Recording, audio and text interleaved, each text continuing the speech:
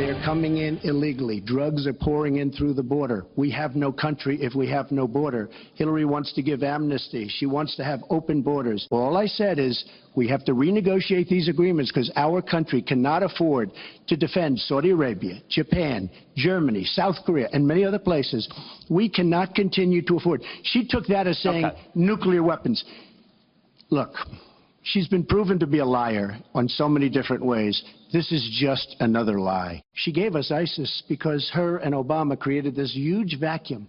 And a small group came out of that huge vacuum because when we should have never been in Iraq, but once we were there, we should have never got out. Her plan is going to raise taxes and even double your taxes. Her tax plan is a disaster. When I saw what they did, which is a criminal act, by the way, where they're telling people to go out and start fistfights and start violence. And I'll tell you what, in particular in Chicago, people were hurt and people could have been killed in that riot.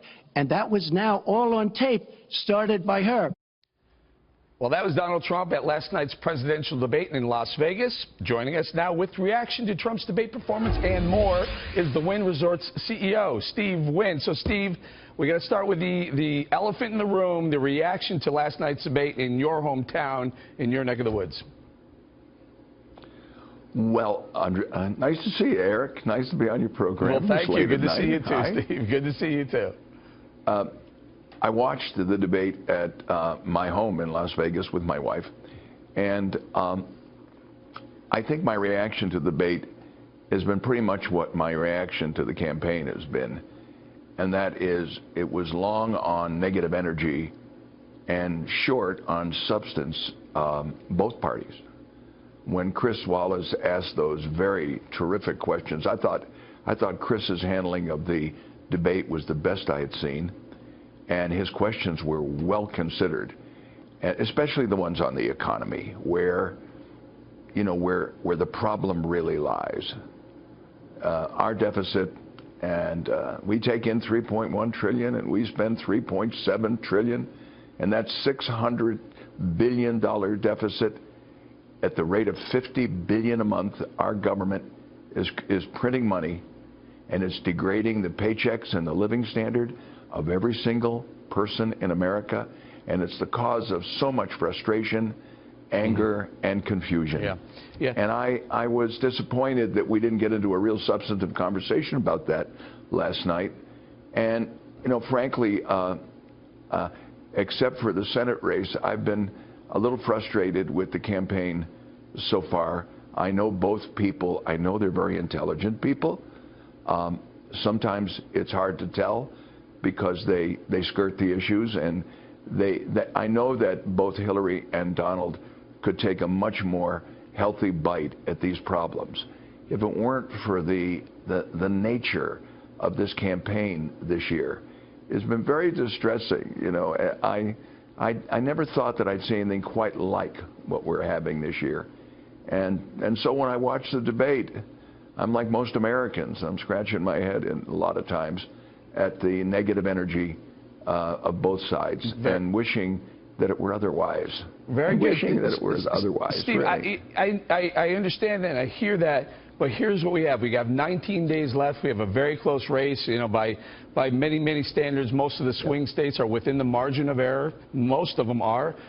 Did Donald Trump do enough to change the momentum to bring the ball back in his own court? Well, you're asking a question that I find hard to answer unless you have a little more distance between the debate and the reception that it's getting, with the public. And I guess for that, we see polls. We know where we were, I think, in the average of all the polls before the debate, and now we're going to see in a few days what we are after the debate.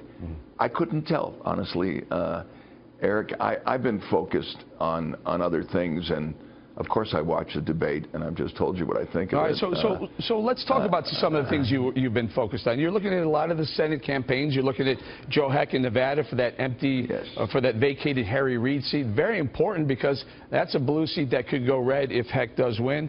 But there are other Portman, Ayotte, Rubio, McCain, Toomey. Some of them are doing very well in spite of what's going on in the general election, the presidential side. They seem to be holding their own, if not gaining. Is that right? yes, I think that Kelly Ayotte and Pat Toomey are running great campaigns. I think Rob Portman has, Ron Johnson and Kirk are challenged, but they're doing a good job. I think that Ron Johnson's doing a good job. I think, I've been heartened and I feel good in an otherwise negative campaign by a positive campaign that's been carried on by our three-term Congressman Joe Hecht, who is running, as you pointed out, for the open seat vacated by the retiring Harry Reid. And Joe, who is a moderate Republican and who has opinions that I agree with on virtually everything, from immigration and the courts and the economy.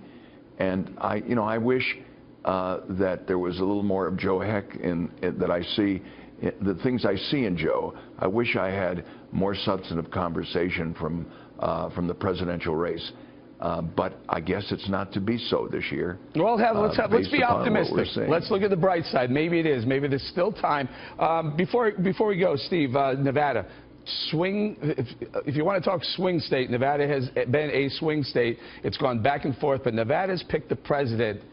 I think it's every single race, with the exception of one, since 1912.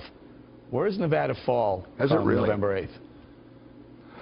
Well, George Bush carried it twice, his father won here. Bill Clinton won here, and so did Barack win twice. You're right. We go both ways in this state. I think that at least in the Senate race, it's very close, and in the House races.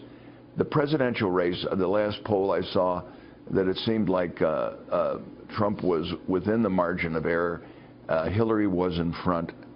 And, it's very interesting. We have a tremendous Hispanic population. Nearly 20% of the voters, and they do vote in Nevada, are Latino. And so that will play into it. The African-American vote is about 5% in Nevada. But, this is a state with a lot of union employees. My own, for example, and the other resort hotels are highly unionized. And so we have working people here. Yeah. But I can tell you, after speaking to my 12 or 13,000 employees, that there's tremendous confusion and dissatisfaction with the cost of health care. All of my employees increased health care costs in spite of the fact that the company picked up most of the increases, but yet they have the exact same policy that they had before. They paid more money, but they did not get more coverage. And I've discussed that with Harry and other people that would listen, because we've been healthcare providers for over 45 years.